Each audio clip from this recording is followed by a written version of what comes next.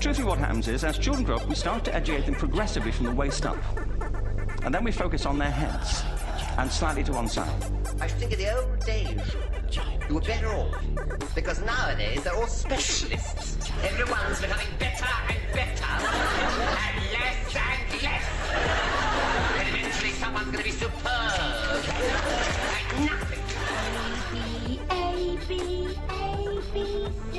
Our education system has mined our minds in the way that we strip mined the earth for a particular commodity. And for the future, it won't serve us.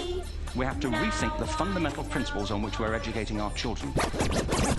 We're not here to tell everybody that they're wrong and we're right. We're not saying that we have all the answers, but we'd like to present a different way of looking at it.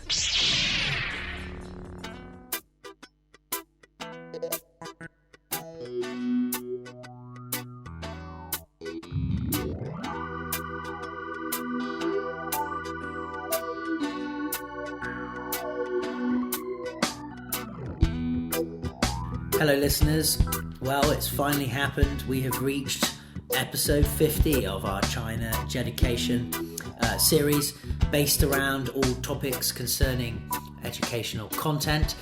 We as teachers are here in the studio today, myself, Chris J. Bradshaw and Mr. Torin Alex Eldridge Toll. Shall I introduce myself next time then? But it could be, well, I got it right, didn't I? You did get it right. Yeah.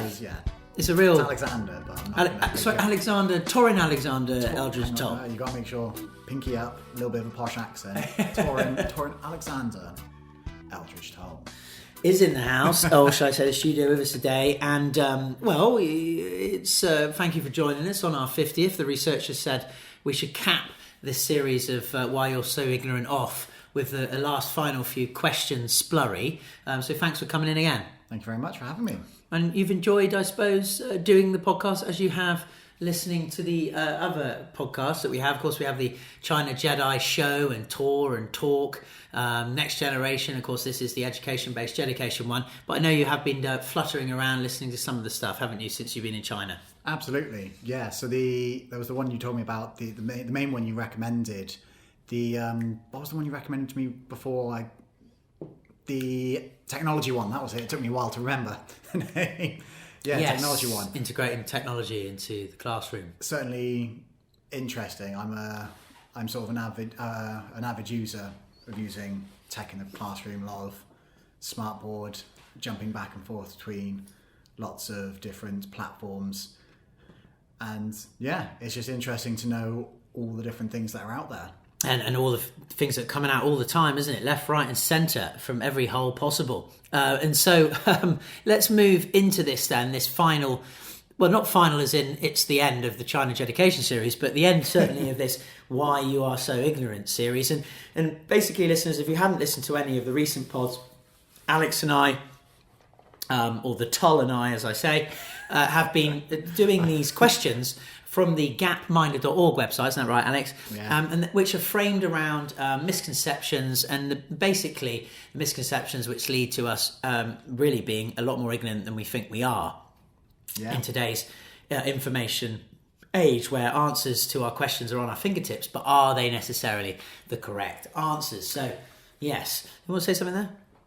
No. I'm ready to get stuck in. Yeah. So these questions that we've been doing over these recent weeks have been revolved around the United Nations sustainable development goals. That's it. Took your time there. Which are basically global goals, a collection of them. There's 17, isn't there, Alex? Interlinked goals designed to be a blueprint to achieve a better and more sustainable future for us all. Sounds rather lovely and rosy, but I do like them actually. If you do check them out, the UN Sustainable Development Goals, they're nice, different coloured. 17 in total. And so over the recent weeks, we've been doing questions on various topics relating to these 17 which are indeed no poverty, zero hunger, good health and well-being, quality education, gender equality, clean water and sanitation. There's some really good questions in there, weren't we, that we tended to get wrong a lot of the time. Yeah. Affordable and clean energy, a decent work and economic growth, industry, innovation and infrastructure, reducing inequality, and there are some more here, and they've taken they've taken them away from my cue sheet. So there are 17. Oh, here we go. Put them in front of me. Thank you so much. Shinkula. Sustainable cities and communities. 12. Responsible consumption and production. Climate action. Life below water. Life on land. Peace, justice and strong institutions.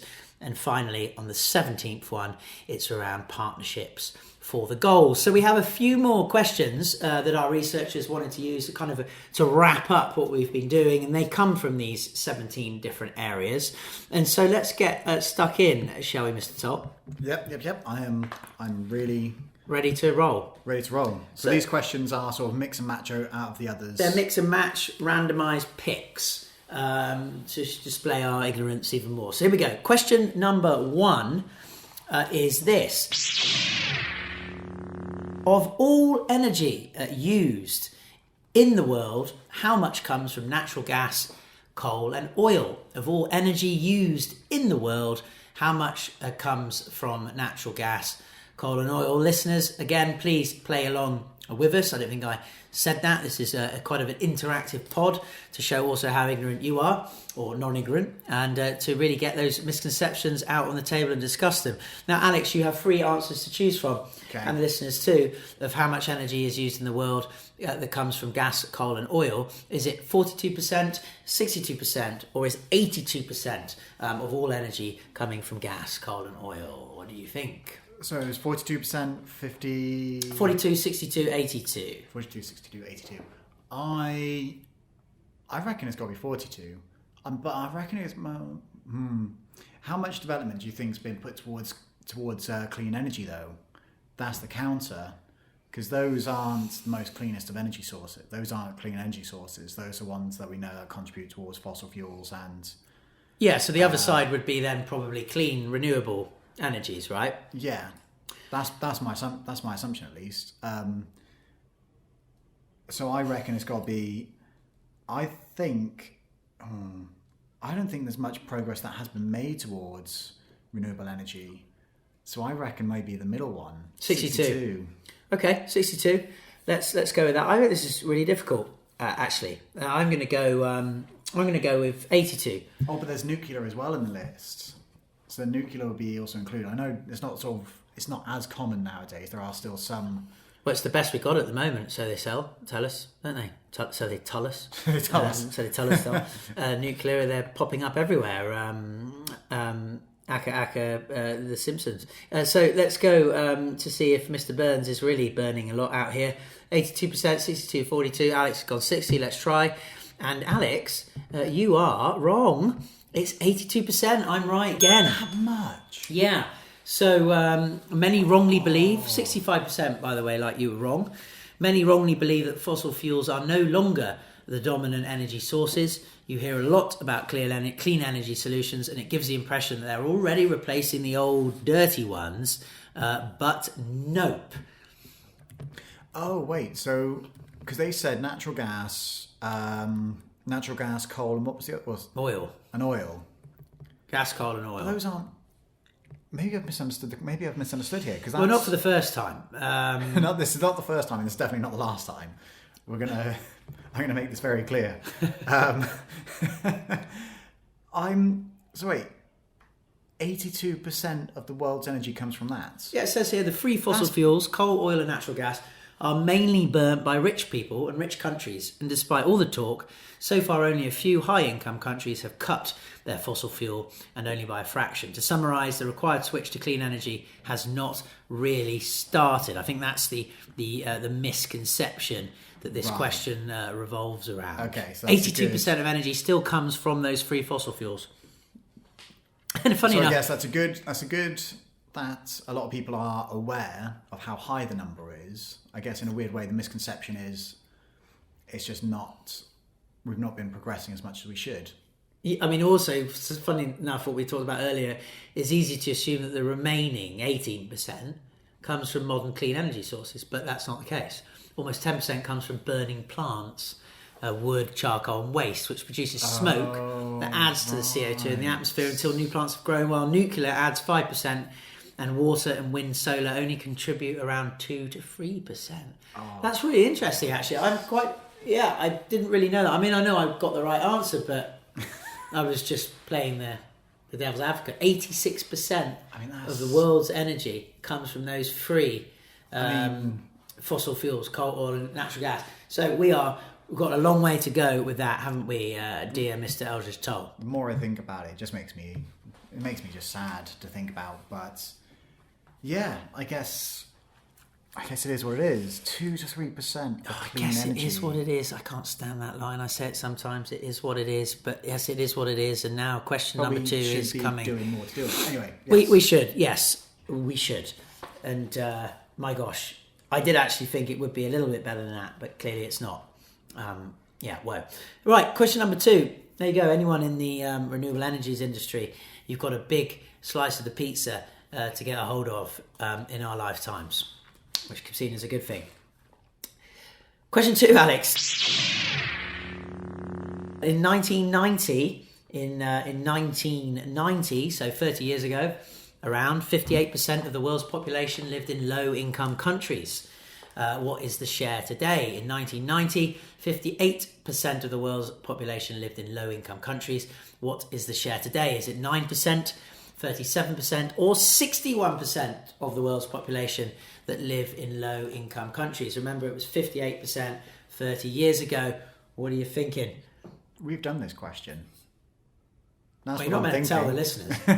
We did this question, I think, in one of the previous ones, didn't we? I think this was the question that you shouted over the desk to me.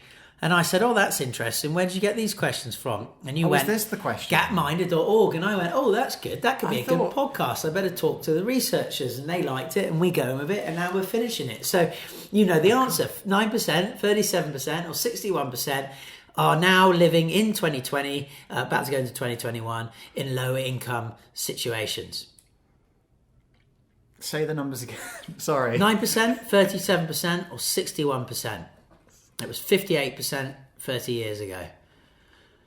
You'd imagine it's gone down. Yes. So 9% or 37%? I mean, it's 9%. Okay, let's do it. And the answer is, for once, you've got it right. 9%. I think we did this question. 95% of people answered wrongly. Many think low-income countries are still many. They don't realise that average incomes have increased a lot in countries where many still live in poverty. And so that does suggest a lot of progress, does it not? For most companies in most industries, global competition intensified during the past 30 years because of something that most of them couldn't anticipate and still haven't fully realised. The majority of the world's population moved from living in low-income countries to middle-income countries, not by moving to a different country, but they moved their country average by becoming richer. Many people in used-to-be low-income countries started manufacturing products, and made money by successfully competing on the global markets instead of being small-scale farmers like their parents used to be. They increased their incomes and thereby pushed up the GDP per capita to the point where their countries were reclassified as middle-income countries.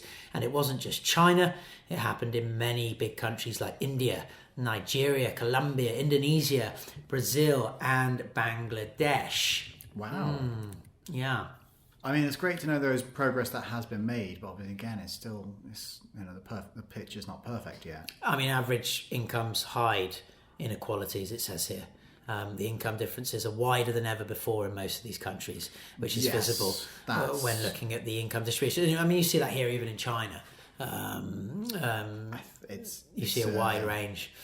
It's something I get really quite angry about because, it's just the people, basically the rich are there to get richer and the poor can't do anything about it. If you just think about any form of donation from that upper class to the lower income, it just changes it. It gives basically a massive opportunity that essentially things will change. Anyway, that's probably quite a long and I mean, and there's lots in there, and you can't just chuck money at something and say that's going to work. In a lot of cases, it sadly doesn't. But yes, there's something wrong. There's not a balance there, I think, and there's not a natural balance.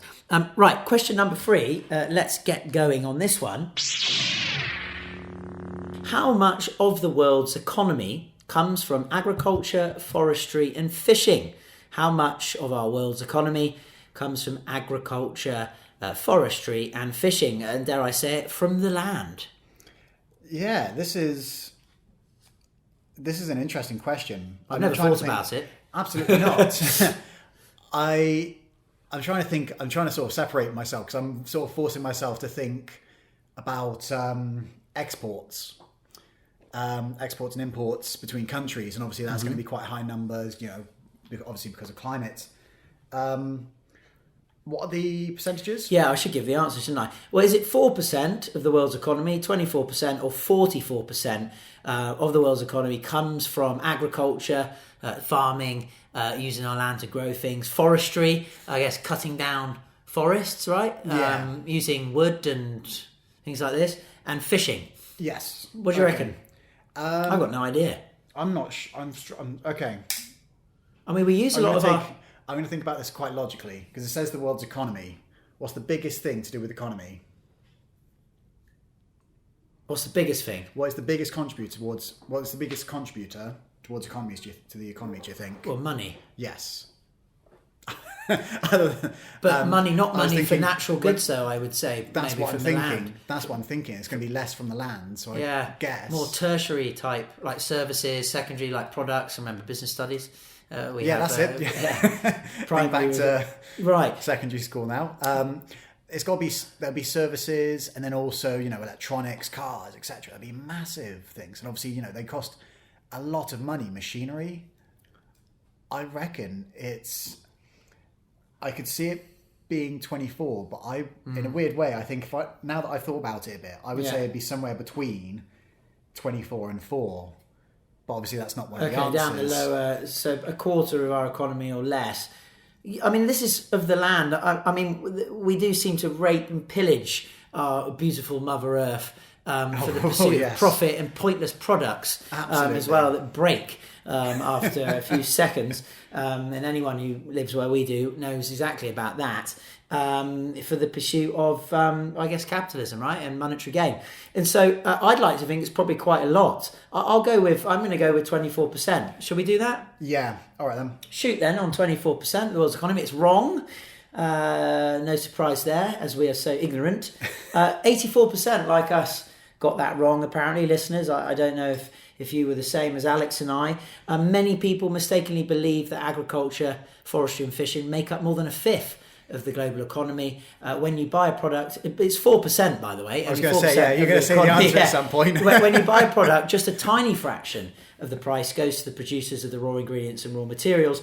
Poor countries won't get rich from such exports. Now, that's my point. I think that's a worrying trend that only 4% of the economy comes very much from those three essential land elements, because I don't think we're respecting Mother Earth and its wonderful resources enough as we buy it from the primary source. Oh, God, yeah. I mean, that's the thing. I mean, the amount of... also the whole thing to do with fishing at the moment, it's absurd. And, 4%. I guess the other factor to bear in mind, if we think about, say, some of the machinery required for agriculture and farming, once they've got the machines, they don't need to buy it again. They don't need to buy it every time they do, I don't know, hypothetically, a block of agriculture or a block of farming. Yeah. Once you've got the machine, it's done until, and then it comes down to importing and exporting between countries. So I can understand the figures. I guess I would have thought it'd be, certainly much larger. Well, this is quite interesting. Most countries today are middle income or high income, and their economies rely on some combination of manufacturing and services. And working in factories on average pays much better than farming, fishing and forestry. And services on average pay even more, such as jobs in shops, restaurants, again, tertiary, banks, education, healthcare, real estate or entertainment industries. Seeing wages from agriculture as a big part of the global economy is an incredibly outdated view, apparently, Mr. Toll. Oh, wow. Incomes from agriculture haven't been 50% of the world economy for 200 years. And they haven't been around 30% for probably 100 years. Oh, wow. And if you don't realise that most countries, listeners today, have service-based economies, you're probably missing incredible opportunities to work in other places or do business, study and indeed travel. Yeah. Oh, wow, that's interesting. I mean, I guess, yeah, thinking about that a bit more then, 100 years, probably around 30% less than 100 years ago, Industrial Revolution, all of that kicking in. But then it has been, 50% 200 years ago. I would have thought 200 years ago we still would have been more than 50%. Or maybe I just don't know my history, but... Well, it's hard to know 200 years ago, really. It's hard to know what happened yesterday. Yes. There's no country, though, Alex, that's become rich without reducing, apparently, agriculture's share of incomes by replacing it with other production. So, again, become rich. Rich in what? Rich in money. Unfortunately, that's the case. That's obviously what it's going to be defining as. When we think of rich, that's what you're referring to. Yeah, and rich, valueless pieces of tree that has been placed to have some type of value by our governments.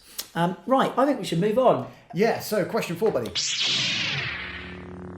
What share of countries in the world have laws against sexual harassment at work? Interesting. What share of countries in the world have laws against sexual harassment at work? And that's, of course, both ways. Is it 35%, 55%, or 75%? Unfortunately, before we even think about the answers, you know what's going to be the case. There's those that actually have laws, and then it's when it's actually practiced in the courts and in the office. We've talked about this, haven't we? Which it's going to make me sad to say this, because I think in the case of it, because of that factor, and because of what we've seen when we did that gender equality quiz. Yes, gender equality. I think, unfortunately, this one's going to say 75%. Yeah. But realistically, it must be about like 50% Let's go with that then.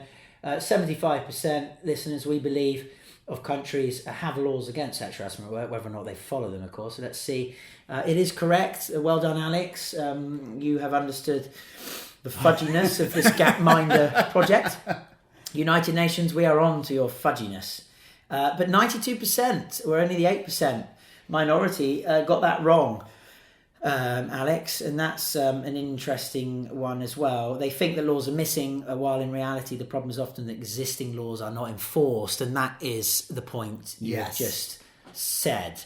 So in 2013, roughly 74% of countries had laws against sexual harassment at work. In 2017, that increased to almost 80%, part of the hashtag #MeToo movement. I don't know if you remember that whole thing, I think that's. I think that is actually. I mean, there's a lot of movements out there that gaslight and cause smoke screens for what's really going on. But I think the #MeToo movement was, pretty good. It's still going on, isn't it? Me Too movie, and so it should continue, because there's a lot of things that is going to be exposed in the next 10 years, I believe. Absolutely, as the wound seeps its pus. Well, that's a lovely image to talk about in this people case. have a lot of karma, I think, to work through, don't they? Yes, it's very. I think it's tough, and certainly as we've said, when. There's countries that actually have it, but there are other countries that actually enforce it, and whether it actually comes into practice in the courts, I think is, unfortunately, it's the sad truth about this question. Yes, it's a growing movement, and again, if we're going to make these laws, governments, leaders out there, then we need to make sure that we actually follow them. I think this kind of law surrounding this is absolutely necessary. Sexual harassment, either way, may I say, is unfortunately it's not. Although I guess most men would probably, I'm being stereotypical here, probably like sexual harassment from women, wouldn't they? I think when it comes down to have a second law for men. I've had this, weirdly enough, this is a conversation I've had before. Have you been harassed at work by a woman? Yes or no? No, I have not been harassed at work. Unfortunately, I haven't either. But I think this is a conversation, I've had this conversation before, and I'm going to try and paraphrase it so we can move on to the next question. Yes, that would be lovely. I'll try. Ultimately, it comes down to misunderstanding, communication, and intentions from another party. Mm-hmm. So I'm not saying we role play, but in the situation where hello darling, right, in the situation where say you flirt towards me or whatever, how I interpret it can then be considered sexual Yes, harassment. yeah, that's a really And nice that's the key Santa thing. Claus jumper you've got on there. I like the redness of his nose. Oh, I know, right? It's it brings the it depends on how you take it. That's the key thing. Yeah. And in the workplace, and I think there's a lot of levels to it, because obviously, we want to make sure we look presentable. We want to make sure we look nice, and certainly when you make an effort, I think this is sort of the understanding. If someone who is constantly bombarded from catcalling or whatever, it's sort of like their shields are up. So where there is sort of that nice, pleasant comment with a good intention of trying to brighten someone's day, can have very different results. I am playing devil's advocate here along this scenario, but unfortunately this is sort of my view, because as we are entering this now, as we are in this PC world now, ultimately it just comes down to intention. And if you are unsure on how the other person's going to take it, I think it's just you just don't ask in the first place. Well, this is the thing. I mean, now it's the mask, isn't it? I mean, now with PC, you're not allowed to say anything. Now you're not allowed to say anything, but you've got to put a mask on as well. So I think we know where we're going. We're all turning into androids with no freedom of thought at all. But go back to what you're saying. I think the tameness is obvious in your example. I think what we're talking here of sexual harassment is literally a person being told to, for exactly, do a compulsory sexual act to get what they want. Something like this. And you hear about these Me Too stories. It's quite something. Oh yes, those are horrific. And I'm not going to say it's just to women, but I think majority-wise, it certainly probably is. Majority-wise, that's the psychopathic case, weirdos. I think my scenario is more of like... Yours is a tame one. It's a tame... Yeah, it's a tame... And it really... I'd like to think... But unfortunately, it still is... It's still considered sexual harassment. Well, I think your top's nice, and I wasn't trying to flirt with you, and that's just if we're going to a world where I get arrested or penalised or something like this, I think it's absolutely ridiculous what we're living in. Absolutely poo-poo that and take your mask off. Shall I say then, the as this same is a time. podcast and being recorded on the record, I appreciate your compliments, and I know this makes... That's why I wore this today. Yeah, just in case you come back and get me in the future. Right, wonderful. Let's, I think, move on very quickly from this question, and we'll go on to question number 5. And question number 5 is this. What share of the world's population lives in mega cities? Mega cities being cities with at least 10 million people in it. What share of the world's population lives in mega cities with at least 10 million people in it? So there might not be people, might look like people, might not be people. Anyway, that's for another time. Around 8% or 28% or 48% of the share of the world's population lives in mega cities. Wow. I mean, I'm going to be honest. I'm going to be very clueless here. Yeah. But I still don't know any mega cities that exist. I've never lived in a mega city. Sorry, say that again? Never lived in a mega city. Neither and have I. I'd never like to. And I have no idea if... I didn't know that they exist. What, over 10 million people? I didn't know that a mega city existed. I didn't realise until they were saying about what might happen, rumour has it, about what's happening with Zhuhai... Zhuhai, where we are. Zhuhai, Macau... Oh, you're talking Shenzhen. about the Pearl River Delta connecting them all up into a megalopolis. That was the idea. Yeah. That's the first time I'd ever heard the phrase megacity. Well, I'll give you an example. Tokyo, obviously, Tokyo, capital of Japan. Yeah. It rose, it grew, it developed. It's just gone up. And then what happened was it got so big that actually an offshot, almost like an amoeba swarming into another amoeba through asexual reproduction, it produced another city from its city called Yokohama. And Yokohama today is another 8 million, probably 10 million plus city that once was a part of Tokyo. So these are megalopolis, megacities. Quite frankly, I think they're unnatural and totally ridiculous. I think we need to go very much spread out back to the land and get rid of these mega cities. I certainly wouldn't want to ever live in them. But for those who are listening who are living in them and you like them, well, good for you. That's fine. I like to dip into them and then dip out of them, if I can use the word dip.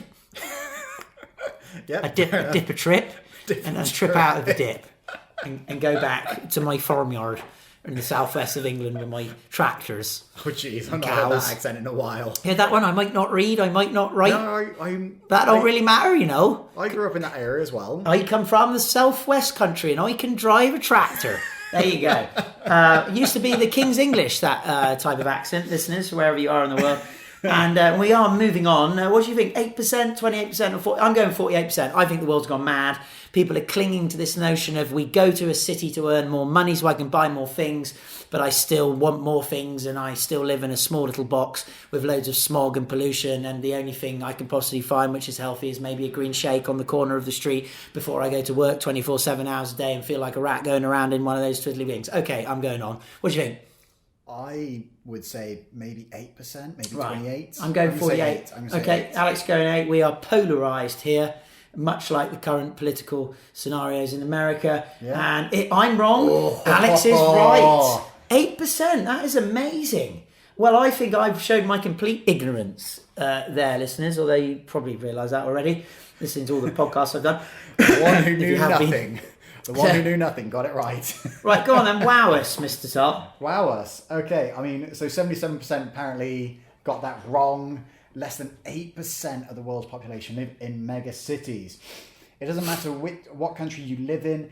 In the media, the media probably pays much more attention to people living in the capital and other large cities. I mean, that makes sense when what we see in the media, we normalise, that becomes our world, so to speak. So, yeah. And that's the thing. And the fact that I've never heard of that phrase, I think shows the ignorance in it. Be careful here. So a city with 9 million wouldn't be included in this statistical analyses, would it? 9 million. 8 million London. What? London's 8 million, 9 million? Something like that, yeah. Wouldn't be a mega city. To me, it's a mega city. It's huge. There's hardly any space. It's expensive. Lots of people really depressed, negative, don't seem to really enjoy life. I'm guessing New York must be. Yeah. I mean, I tell you what, plot me, researchers, could we do a test? Plop me in a mega city and give me over £100,000, let's say we start with GBP, a year, and I'm sure I'll enjoy myself very much. But plop me in there. Oh, wow. What? New York is apparently, according to this, New York is not a mega city. Are you looking to further your career in education? Teach Now offers a convenient online teacher preparation and master's degree program completed anywhere in the world. Reach now for Teach Now. Ain't no time for defeat now. Teachers, get off your seats now. Future generations need you now. Work with people all over the world in a collaborative, activity-based teaching environment. To learn more, visit teach-now.edu. Expertise that is really outside of the box. I would have thought New York would have been, because obviously it spans out massive. Because it depends on how you think of it. Like, I would even consider like parts of Newark, part of New York City. But then obviously you've got Brooklyn, Queens, Manhattan. The list goes on. Wow. It's like less than 8% of the world's population live in megacities. Yeah, but a lot more percentages live in big cities that are nearly like megacities. I'm sorry, I don't like this question. Yeah. I think we should move on. I really do think it's gone mad. I mean, look at Japan, for example, where my wife's from. 75% of people now live in the big city, free city areas of Nagoya, Tokyo, and Kansai region, which is Osaka, Kobe, and Kyoto. And therefore 25% of people only live in the beautiful, wonderful countrysides of Japan, such as old people, and now they're dying. Have a large race of elderly that are now dead. The younger people who've fled to the cities to make more money and live a lovely life, says the slap of my knee, don't want to go back. So, regardless of this misconception you're trying to show us, Gapminder and United Nations and UNESCO Hot Chocolate and whoever else you are, who you are, WHO, I don't like it. It's fudged. And there's a big problem. It's skewed. There's too many of these big cities. It's not natural to have so many people in such a small space. I mean, looking out the studio here, we see this megalopolis, buildings. I just don't know. I just look at it and I just say, this is not living with nature, Alex. This is not living in the way nature intends itself to work and live within a diverse, wonderfully balanced, organic society. I agree. Yeah. I reflecting on my upbringing, I was fortunate enough to grow in a very rural area. Yeah. Playing the woods and roll around in mud and... Have you've not been to the Forest of Dean? Of course. Yeah, where Fred West was, and he buried all those women under the... Well, cheers for making it lovely and cheery. I forget, because I drove there once to camp in the Forest of Dean with some old friends. Forest of Dean. Forest of Dean, which is in South Wales, may I just say. It's not South Wales. It's next to South Wales. You've got the border of England and Wales. You've got the River Severn. There's the border. Yeah. And then... It's close to Wales. Yeah, it's just opposite the border. So you've got Wye Valley. So the Wye Valley in the Forest of Dean. Wye Valley is in Wales. Forest of Dean are right next to it, and that's in England. I mean, beautiful parts of England, and close to where I'm from, of course, in the southwest. Oh yeah, it's absolutely beautiful. Like, it's a lot of farmland, a lot of farmlands. I mean, if you are for those sort of people who can sort of remember what it is that one place that's featured in Harry Potter for a brief moment, and that's how people know of the Forest of Dean. Well, I also know of it because it's near where Fred West lived, and I remember it was like Halloween or something. We drove up near to the house, which has been boarded off now. You can't go into it. This is a guy. Do you remember they found loads of dead bodies under his house over the years? He'd murdered various people he invited back. Sick, psychopathic. There's tons of them, Alex. But please do visit the Forest of Steve. I mean, Dean. And it is a beautiful place. And maybe pay Alex a visit when he frolics back over. April time. So I will there you go. He's there in April time. April time, when you've actually... So there's like sort of a 2-week period of the year where the bluebells grow. So basically, you can just imagine trees growing out of the floor, like, you know, big, raw, like, it just sounds wonderful. Looks beautiful. And then you just see a sea of blue because of all the bluebells that come up. Yes, and South Wales as well. Absolutely beautiful kingdom. Wonderful. There are some beautiful spots. Place and anyway, moving on. Yes, Forest of Dean. Look, Alex, you've probably got a Twitter account or something. We can go over that another time. Right, next question is question number 6. Thank golly gosh, and it goes like this. After water, which raw material is most used in the world in terms of volume? After water, I've never thought about this. Which raw material is used most in the world in terms of volume? Is it oil, sand, or wood? I mean, it's got to be the first. Oil. Yeah. But then the other side of it is the misconception. Well, I think if I've tricked this misconception, I'm slightly proud of myself that I know this bit of knowledge. Because isn't it the concrete? There's making concrete, you need a special type of sand or something for it to work. So there's actually becoming... Oh, right. And of course you use it in glass. Actually, when we're saying like all these, so weird, interesting, all these buildings and skyscrapers and megacities, etc., that are being built. I like that how you brought the last question in. I know, right? It's very potable. I've learned my experience now. I've done how many of these. Give you a pod clap. Well done. Yeah, it becomes that sort of idea of concrete becomes a very finite resource then all of a sudden because of how much it depends on sand. And apparently there's also specific types of sand that can be used. You can't use sand at the bottom of the ocean. You have to use sand on sort of the coast and stuff. So as you erode away into the land to build these megacities, you then don't have the defences to sort of to prepare from, you know, coastal erosion from the sea. I mean, you do... I don't know how true that is. No, you look like you know what you're talking about, which is a worry, I have to say. It's something I'm sure I've heard that. I think we should both go with sand. I think that's a good call. But is there a word for somebody that's an expert in sand? Geologist? That's a bit... Because it's still not rocks. Just sand, though, isn't it? I just wonder if there is someone who is it? absolutely... You know, you bring him in the Oval Office if you're the President of the States... if you I need a sand expert. Will be on the next time. Interesting, a sand expert. Anyway, moving on. Totally pointless question. I could see sand to be true, but I wouldn't be surprised. I tell you what, Alex. I'm glad I followed you. For once, you are right. 84% are wrong. Most people don't realise how much sand there is in products we use today. They don't realise how much sand's actually being used. Roads, buildings and glass don't look like sand, but they're made from it. Well, certainly a factor of it is made up of sand. Brilliant. So I was right. Oh, wow. Yeah, that's good stuff. I don't know how I know that fact, but... Any more interesting facts regarding that you want to lay on? I'm sorry, I'm a bit blown away by that. Savel and gravel is mostly sand and gravel is mostly used in construction, like concrete, glass. Yes, it is. Yeah. Electronics. The best kind. Oh, here we go. I was right. So the best kind of sand for construction is often found in rivers and lakes. Well done, Alex. Well done. I'm so proud of me. Now, the listeners are just going to love this moment. The medal is in the post. China Jedi medal made of concrete is going to be hung round Alex's neck with proudness. I can't believe I knew this. Well, let me tell you this. Scientists, apparently, who specialise in the study of sand, Alex and listeners, are called arenologists.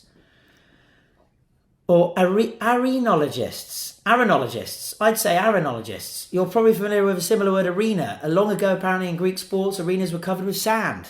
Sand is of interest to geologists and oceanographers who seek to learn more about the Earth and its ocean basins. So, arenologists or arenologists. There you go. Bring in an arenologist. You're an arenologist. Maybe that's your calling. It does say every year around 40 to 50 billion tons of sand and gravel are extracted. Is extracted. I should get my gram correct. Wow. Which is roughly half the total weight of all materials extracted. Half the total materials extracted. Out of everything that we dig out of the ground, half of it is sand and gravel. Well, a quote from the UN Environmental Programme, the UNEP, the UNEP, is sand resource governance is one of the greatest sustainability challenges of the 21st century. So think about that when you're... I'm going to use the word frolic. I seem to have that in my head today. Frolicking in the sand and looking down at the sand, because we all like sandy beaches, don't we? Although some people don't. They prefer going to pools because sand gets in their socks. That sand is very useful. I'm still amazed. I'm amazed I knew that. I'm amazed that you're so amazed about your amazing discovery. I know, right? Question number 7. Let's swiftly move on. Question number 7 is: how much of the excess heat from global warming is captured in the oceans? How much of the excess heat from global warming is captured in the oceans? Is it 10%, 50%, or 90% of the excess heat from global warming that's captured in the oceans? Oh, gosh. I'm going to say it's got to be high. I think in a weird... I must have watched a doc... The seas warming up, are they, with global warming? I probably watched a documentary on this. I must have watched a documentary on this. But it's a massive body of water. So massive body of water, easy to capture the heat. I reckon it's got to be 90. Let's go. I'm going to go with 90. I've got this feeling that following you today seems to be a good thing. Do I know these 90%? It is right as well. I'm... Christ, go. Ladies and gentlemen, 50th special is where I shine, isn't it? Alex, you're almost, there's a tear coming from your eye. Have you ever actually answered 2 questions right in your entire life? Maybe this is a calling. Oh, wow. UnitedNations.com, get ready for the tollster. He's coming. He knows what he's doing. He's got sauce to him. Wow. 90% got it wrong, Alex. Most of us ignorant people are unaware that most global warming is hiding in the seas. As long as they think global warming is all about air temperature, they won't realise the size of the problem. Which, that's quite something, actually. Oh, wow. Not just about the air, is it? Yeah. 90% of global warming is captured in our oceans. Sorry, I'm still just amazed I'm getting some of these right. A lot of heat is actually trapped inside the atmosphere every day, but you can't detect it by putting your finger in the air because less than 7% of the excess heat stays in the air. Of the Earth's total surface, 71% is covered by oceans, and that's where 93% of the heat sneaks away. Over the last 50 years, the average temperature in the upper 75 metres of the oceans has increased by 0.5 degree Celsius. That might sound small, but as David Attenborough would tell you, the amount of energy needed to heat up that amount of water would be devastating if it had stayed in the air. This also means that we should expect a very long delay when we finally manage to reduce the extra greenhouse gases we emit. Ooh, dear. I mean, that makes sense. Certainly the bit about, being by the... So that would make sense then. When you live by the coast, it's cooler compared to when you live inland. And naturally, you've obviously got the wind fronts that come in, but then combined that with the loss of heat that's captured from the body of water, we've hopefully understood more about about weather through this. Yeah, global warming. Then when you think of global warming, you think of I think of the air, don't you, and the carbon dioxide and the atmosphere. Yeah. But start obviously thinking about our wonderful oceans that we seem to be pillaging as well. Yeah. Right, next question. Question number 8. Remember, listeners, 12 in total here. Stay with us, bear with us. Hope you're getting some of these right. I'm not as ignorant as myself. Alex seems to be getting them all right. Question number 8. What share of all plastic waste in the world ends up in the oceans? Oh dear. What share of all plastic waste in the world ends up in our oceans? Is it less than 6%, 36%, or 66%? I mean, it can't be 66%. It's got to be, though. I mean, plastic waste, Alex. Plastic, mate. There's islands that have actually there come are places like they're like in certain parts becoming a tourist zone, I'm sure, to go and see. Well, they've actually built like docks out of the waste because it's a resource that that's washed up on their shores. I'm trying to remember where it is. It's ridiculous. It's somewhere in. I mean, it could be in South America. I thought it's like sort of the islands, around Philippines, etc., around that area. I'm sure. The analans? Or the analans? The islands. The aliens. You're having fun here. Right, no. Well, I just all the terrible things that happen to wildlife, sea animals and stuff, and they eat plastic. It's just they've basically been able to make terrible. Docks and houses out of the waste right. because it's just a resource that keeps washing up on their shore, so they can actually build stuff with it. Yeah, ridiculous. So the sad thing is, going for 66%. It's got to be. I'm going to go with you because you are just absolutely whacking this one out. It's not. It's wrong. Oh, thank God! I feel slightly better about. Well, myself you now. are ignorant. You're back to your ignorant self because it's. So it's actually it's less than 6. Yeah. Oh, hang on. It says washed up. What was the word? It's 6%, listeners. 86%, like Alex and I got it wrong. Almost all plastic stays on our land. Many wrongly think, like you and I, that most plastic waste ends up in oceans. But as long as waste management is bad in middle-income countries, some plastic will enter the oceans, especially if rich countries keep selling their waste there. Yeah, we've talked about this, haven't we? I think we must have. Here you go. Rich countries. We've used it. We don't need it now. Would you like to buy it back from us? And what? And chuck it in the sea? Well, they pay poorer countries to basically sort and organise the recycling waste and process it. Whether it actually successfully gets processed is none of that initial country's problem. Yeah.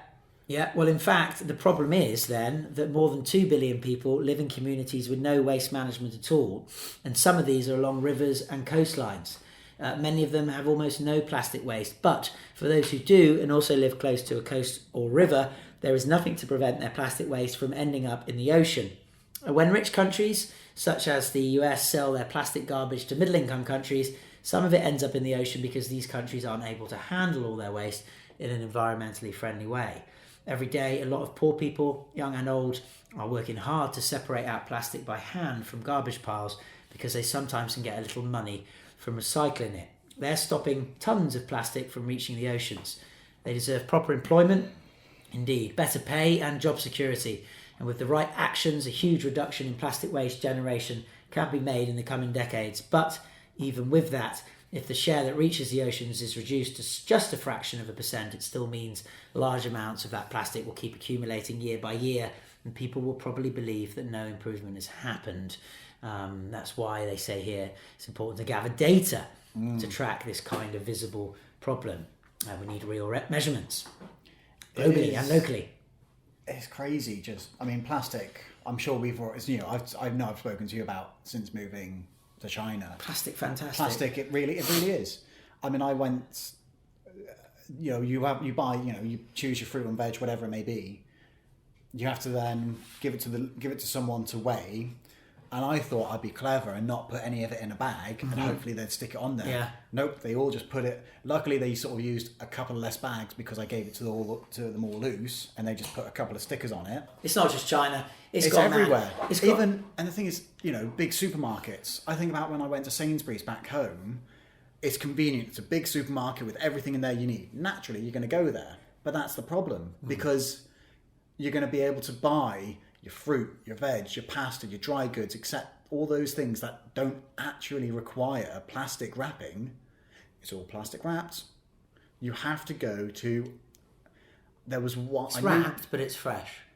It is wrapped and it's fresh. But then I remember there were markets nearby. How can it be fresh if it's wrapped? I think that's a misnomer. Did I say fresh veg? Yeah, well, but fresh veg is fresh. It's come freshly from the ground. Yeah. And it's there on you. It hasn't been. Yeah, you are right there. Packaged and sent to different places and. Yeah, you've got to go to the markets then. Well, we'll bring back local community business. I mean, that's what we're losing now, isn't it? You go down the high street, go down a local street now in England, there's nothing there. We've entered an age where convenience is our top priority. But it's not the priority for our Earth, is it? And that's the point. It's not convenient for our Mother Earth that allows us to live here. It's not convenient what we're doing. I think we're conveniently being completely and utterly selfish. Listeners out there probably saying, well, I am too. And yes, we are all in there, but we got to make big changes. And they say, well, we can't do it. It's just you and me. What can we do? I said, well, there's 7 billion of us now, right?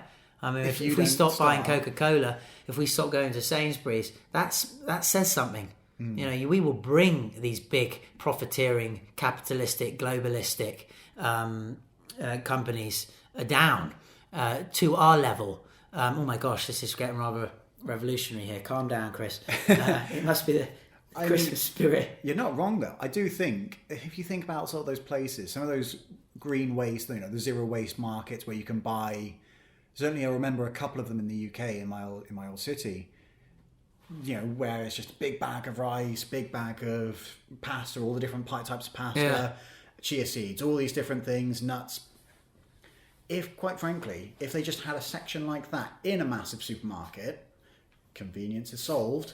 It's all in the right place, and you're then supporting, the future. You're then supporting for the future. It's then you've minimised plastic waste in the key ways.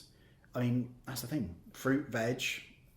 I mean, when I'm certainly shopping here now at the moment, it's much more fresh and local, isn't it? It's much more fresh and local. At the moment, it's changing.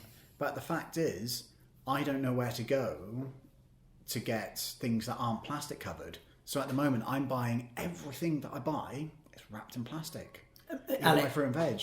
When children in the classes come in, it's their birthdays, and the mum and dad brings in the cake, chop it all up. They've got these now. They're not paper plates anymore. They're plastic plates with plastic forks that you put the cake on. You eat it after 1 minute. You finish the cake, and then it all goes in the bin. What's going on? It's mad. We are moving towards total extermination of the human race. My children, if you're listening to this in many years' time, and your dad's gone, and things are looking bleak. You can't see through the air because it's so polluted. You can't talk and say what you feel because you have a mask on and something around your wrist. Just remember, I warned you on China Jedi. That's where we're heading, everyone. The thunderstorm is in the distance, and we must stop, and we must think, and we must start using our hearts to tell us where we've got to go. Because where we're going, I don't think is right. Sorry. I'm saying, are we ready? Question. Next question, buddy. Question number 9. You're complaining of me for rambling. You're getting caught up in this as well. I am indeed. Biologists have evaluated the status of more than 120,000 plants and animals. How many are endangered or threatened? Biologists have evaluated the status of more than 120,000 plants and animals. How many do you think are endangered or threatened? Around 30% of those 120,000, around 60%, or around 90%. I think this is big, Alex. I think we are, as I said, heading towards a very obvious reality of non-diverse barrenness. Does this, maybe this is probably me trying to split hairs here, does that include breeds of animals?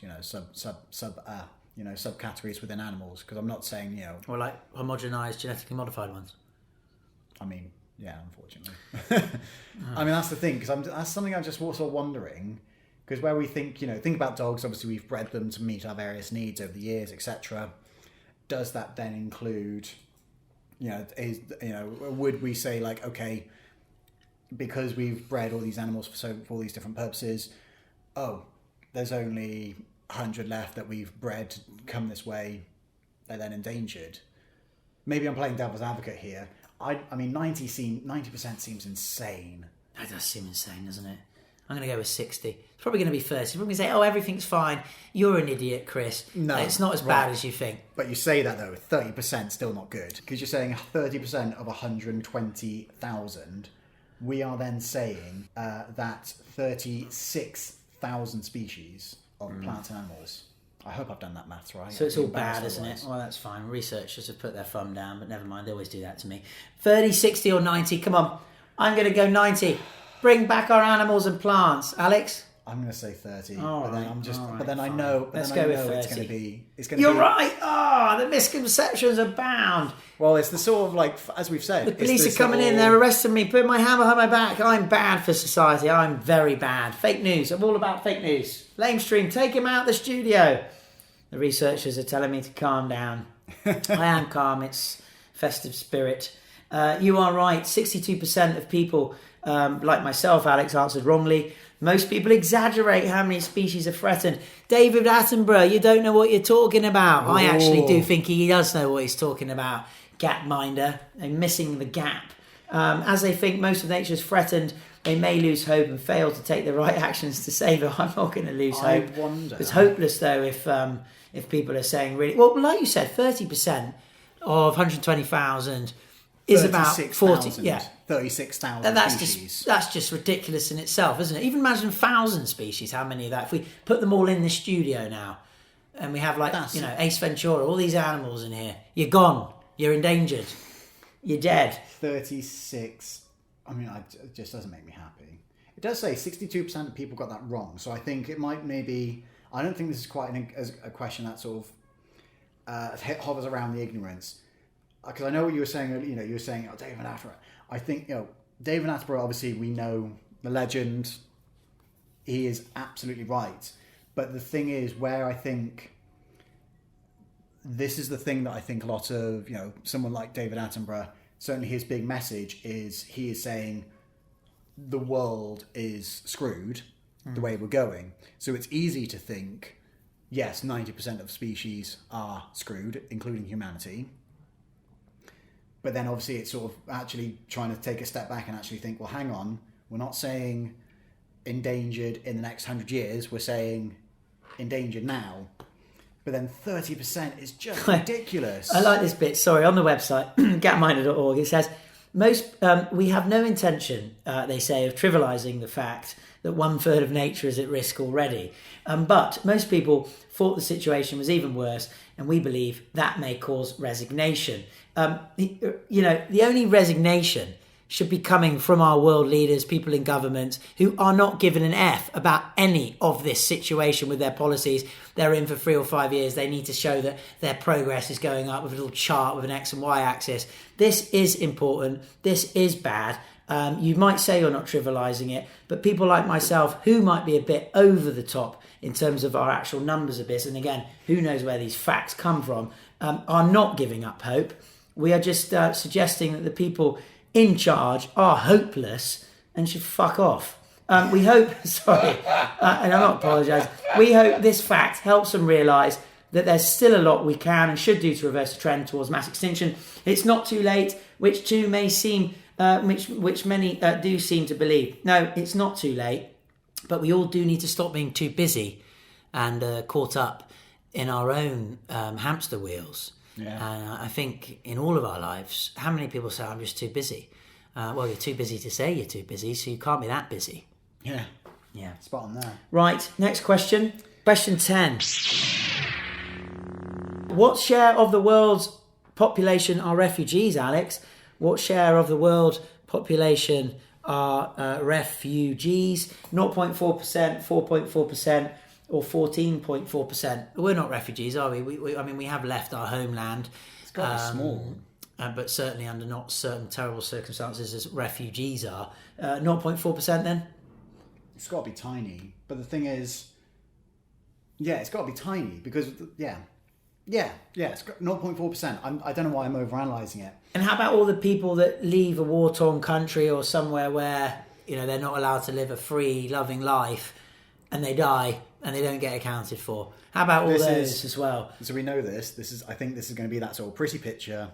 It's 0.4. So it's 0.4. Come on then. You're absolutely spot on. However, we're saying 0.4 of, 7.4 billion? Yeah, I mean, people apparently, 89% of people get this wrong, listeners. People's heads are 10 times more refugees than in reality. As they inflate the number more than 10 times, they probably think it's too costly to help them all. It's easy to say, that's such a small percentage of the world's population, but quite frankly, who are you to be judge, jury here and actually say, well, that's those 100 million people are there to suffer. Apparently they're in the news all the time, refugees. So it isn't surprising that most people answer this question wrongly. Actually, what's that to say? Well, media has a big effect on what we perceive. I don't know how true that is, though. When you hear, Alex, there are 26 million refugees, it seems like a big number, but it's not.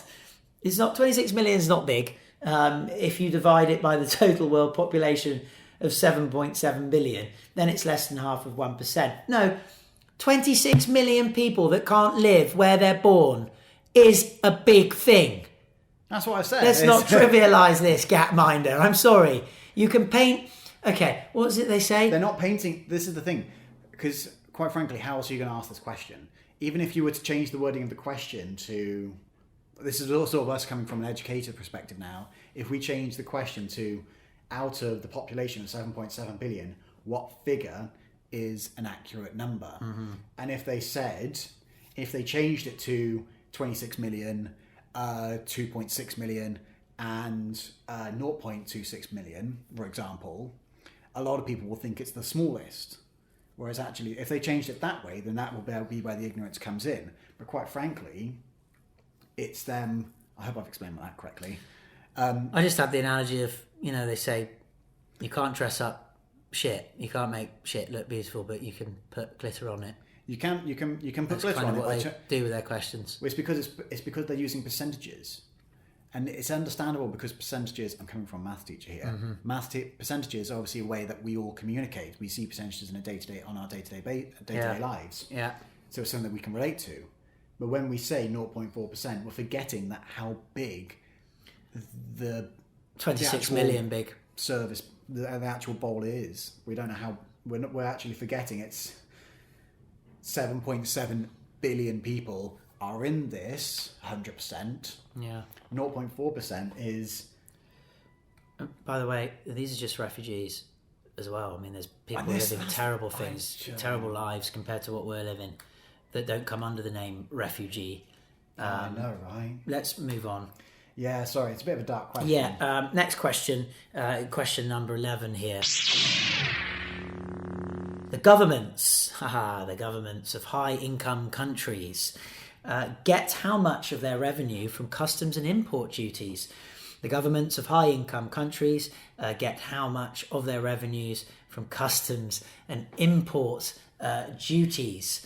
Around 2%, Alex? 12% or 22% of high-income governments. So customs and import duties. Okay. Yeah. So high-income countries, they are obviously high-income because they are able to produce products or sort of offer services due to tourism or whatever it may be. So import, I think import might be smaller than it actually is. I think, because this is the thing, think about how high-income countries earn their living. Think about why they're high income. They often are going to be making money from exporting. Yeah, well, so then it must be the other way. I'm no economist here, but yeah, do they make more money from export than yeah, of course they would. It would be from export. As you get a rich country, you are able to export. Probably, So we're not also thinking about exports and imports in terms of food, but also high class services, Yes. financial services, things like this. And I guess the other thing to bear in mind is high income countries. So high income countries obviously is not just exporting goods; it's also tourism. Because tourism does play a big part into it. I'm going to go with I think middle ground it's- here. You're going to go 12. Yeah. I'm going to be, just because I'm going to be different. This isn't the first time. 2%. I'm going to go 2%. Okay, let's do it. Let's go with you first. Oh, he's got it again. Oh, you really are on a roll here. 2% of a government, high income government, comes from customs and import duties. 82% like me ignorantly got it wrong. Many hugely overestimate how much rich governments get from taxes on imports. They probably don't have to import too much, do they, if they're a rich country, or do they? I guess they maybe won't. some. I don't know. It depends what country. Apparently, almost all of the rich countries' government incomes come from their taxes on domestic companies, people's salaries, and the value-added tax on goods and services. In some rich countries, import taxes are discussed a lot as a potential way to protect jobs in industries from foreign competition. Yeah. Oh, wow. And some specific import taxes can, of course, become real trade barriers for some products, even if they don't look impressive as part of the total government budget. Yeah. It is worth noting that many governments of the oil-rich states pay most of their expenditures. Thank you. Yeah. Sorry. That's all right. Expenditures with oil revenues. Yeah. And they are actually one category of a small high-income country. Oh, wow. Where the income from import tax still make up a large part of the government's income. Small islands, for some examples. Bahamas. So Bahamas, Palau, St. Kitts and Nevis. Yes, Yeah. they make their money from import taxes. Of course, because let's be honest, islands find it hard to get everything on them, don't they? Because they're islands, so they make a bit of buck. If you've ever been to the Isle of Man or the Isle of Wight in the UK, you notice how much the price rockets. Yeah, well, there you go then.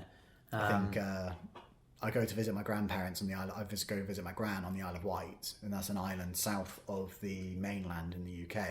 So that's just sort of your main income for it is tourism. Main income for that island is tourism. If I wanted to get a pint, I'm paying London prices. Oh, there you go. Isle of Man, make sure you bring your coffers with you. Okay, that's we're going for the economist there. Let's move on. Oh, last question, Alex. Wonderful as we reach the 50th 50th episode. Not just you losing our will to speak. Gosh knows what the listeners are thinking to themselves. Here we go then, the last question. There are roughly 8 billion people in the world today, roughly, which map best shows where they live. Each figure represents 1 billion people. This doesn't work. It's not very forecast, but is it? Which is wonderful preparation. Thank you, researchers. There are roughly 8 billion people in the world. Which map best shows where they live? I mean, let's look at this. We have A, B, and C. I think what we're suggesting here is it's either most people are in the Americas, or the Africas, or indeed the Asias. I mean, looking at... No, yes, yeah. So it says majority is always in... the majority is always in the Asia.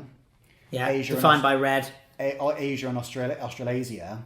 The differences between them seem to be whether there's... More in Asia or not. More in Asia, a little bit in Africa, or a little bit more in the Americas. Well, without trying to, It seems to be it's consistent across the board for Europe and Russia. I'm going to go with B. You reckon B? Yeah, because the listeners can't see this at all. Yeah, that's fair. I might say C. Right, come on, man. Here we go. You are correct. It is indeed B. So majority. So It's nice to end on a winning. One. I know, right? So that's suggesting that half the population comes from Asia. In fact, it says here, so most people don't realise more than half of the world's population lives in Asia. You don't know that there are almost 5 billion Asians. Yeah, indeed. Wow. Most things happen in Asia. mesmerize. Wait, what? Right, well, as you learn how to read again, the easiest way to remember, listeners, where people live is the pin code of the world, apparently. 1115. You like that one as a map? That's what threw me off. These numbers help you remember from left to right how many billions live in each of the 4 regions. So mesmerising this code will help you guess correctly about lots of global proportions, like where most internet users come from and where most shoes are bought. The correct answer is often Asia, because that's where most people live. 1115. One then starting in the Americas and moving through Europe over to the east, where we are now in Asia. I'm glad you finished reading that sentence, because I read halfway through and I was like, how is this relevant? Yeah. Well, apparently ignorant people like yourself wrongly guessed that 2 billion people, most people live in Africa. There are 2 billion people living in Africa. Have probably seen images of crowded African cities. They don't realise that many rural areas in Africa are sparsely populated.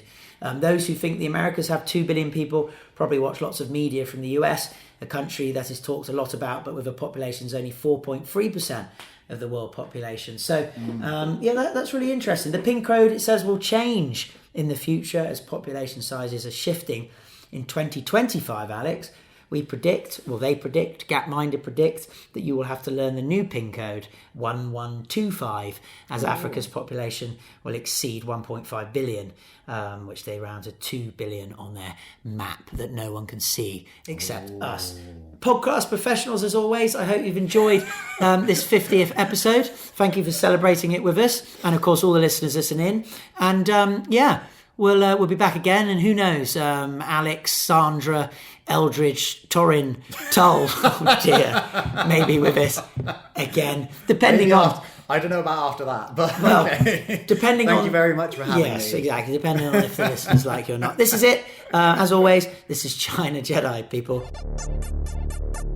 If you're an English-speaking teacher from anywhere in the world and you have a bachelor's degree but need an official and accredited teaching license to get a job, get a visa to teach abroad, or most importantly to learn all those things you wish you knew before you stood in front of 30+ students, then reach now to Teach Now and secure a professional US District of Columbia license in as little as 9 months. Online in no time, low cost, high quality. Teach Now. Get in the game. Immediately receive a $100 discount off your tuition by signing up to the Teach Now program via the link www.teach-now.edu/China Jedi.